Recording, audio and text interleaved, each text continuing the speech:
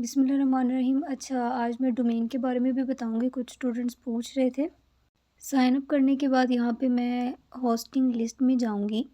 वहाँ पर जाने के बाद आपको गो टू सी पैनल का ऑप्शन मिलेगा, उस पर क्लिक करेंगे। उसके बाद यहाँ पे पेज जो है वो रिफ़्रेश होना शुरू हो जाएगा। यहाँ फाइल्स को अपलोड करने के लिए, उनको मैनेज करने के लिए, डेटाबेसेस बनाने के लिए, टेबल बनाने के लिए आपको डिफरेंट तरह के ऑप्शंस जो हैं वो मिल जाएंगे।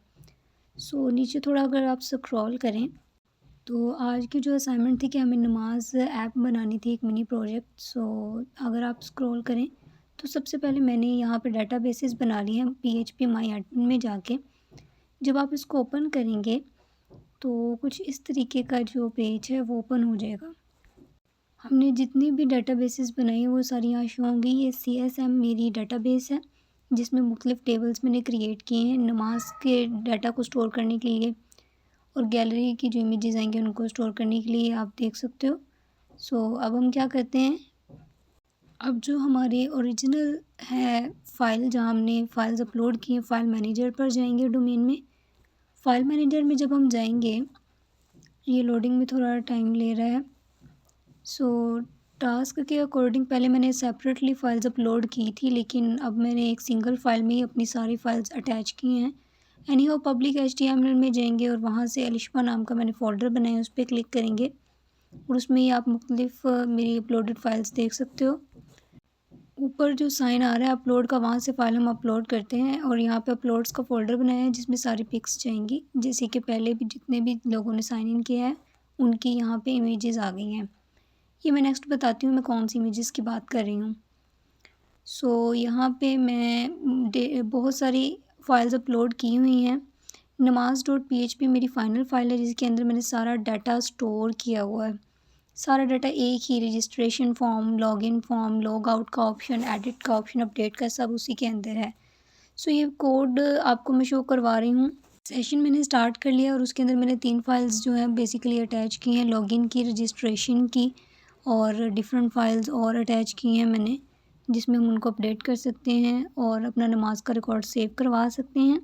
ये छोटे छोटे फंक्शंस हम प्रीवियस वीडियो में काफ़ी देख चुके हैं कि कनेक्शन कैसे बनाना है और जो बाकी की डिटेल्स हैं, तो यहाँ इसमें हम इसको एक्सप्लेन नहीं करेंगे, लेकिन मैं यहाँ पे सिर्फ अपना कोड जो है आपको शो करवा रही हूँ कि किस तरीके से मैंने उसमें सारी नमाज की एंट्रीज़ करवाई, उनको रिसीव किया डेटाबेस में, एक फॉर्म बनाया रजिस्ट्रेशन का जिसमें हमने सारी वैल्यूज़ ली थी। तो ये कोड है। तो मैं दोबारा रिपीट करती जाऊँ कि हमने अपना सारा कोड जो है उसको एक फ़ाइल में रखा है। अच्छा, अब नमाज.php को यहाँ चलाते हैं तो ये पहले से अकाउंट लॉगिन है, इसको हम लॉग आउट कर देते हैं। सो यहाँ पे आपको लॉग आउट का ऑप्शन मिल गया, इसको लॉग आउट कर देते हैं। तो इस तरीके का इंटरफेस आपके सामने खुलेगा। न्यू के लिए रजिस्टर हेयर करेंगे, नया डाटा अंदर एंटर करने के लिए नेम मैंने यहाँ पे अलिशबा मुस्तफ़ा लिया। आप अपना नेम लिखेंगे और उसके बाद ईमेल ली मैंने यहाँ पे अपनी, वो ईमेल एंटर करने के बाद ये वाली एंटर कर लेते हैं 01 वाली। उसके बाद आपने पासवर्ड अपनी मर्ज़ी का यहाँ पे एंटर करना है। स्ट्रॉन्ग पासवर्ड कोई भी आप ऐड कर सकते हैं। और उसके बाद यहाँ पे आपने कोई भी प्रोफाइल पिक्चर, अब मैं रैंडमली यहाँ पे कोई भी अपलोड कर देती हूँ, लाइक यही वाली कर देते हैं। सो अब थोड़ा स्क्रॉल करेंगे तो यहाँ पे आपने रजिस्टर अकाउंट का ऑप्शन क्लिक करना है। तो ये लोडिंग में चंद सेकंड्स लेगा, तो इस पर क्लिक कर दें और अब आपको ये कह रहा है कि आप सक्सेसफुली लॉगिन हो गए हैं। अब अपने अकाउंट तक एक्सेस के लिए जब भी आपने दोबारा लॉगिन करना है, आप लॉगिन पेज पर आएंगे और अपना वही डाटा जो आपकी ईमेल है, जैसे 01 अलिशबा वाली मेरी ईमेल है और पासवर्ड जो मैंने रजिस्ट्रेशन के दौरान सेव किया था, और इसको हम कर देंगे लॉगिन। लॉगिन करने से मेरा जो है वो पेज नमाज का इस तरीके से ओपन हो जाएगा, जिसमें हमें रेडियो बटन्स के फॉर्म में बताया गया है कि आज आपने कौन सी नमाज़ पढ़ी है या नहीं पढ़ी, उस पर हम क्लिक कर देंगे। उसके बाद सेव कर लेंगे इसको।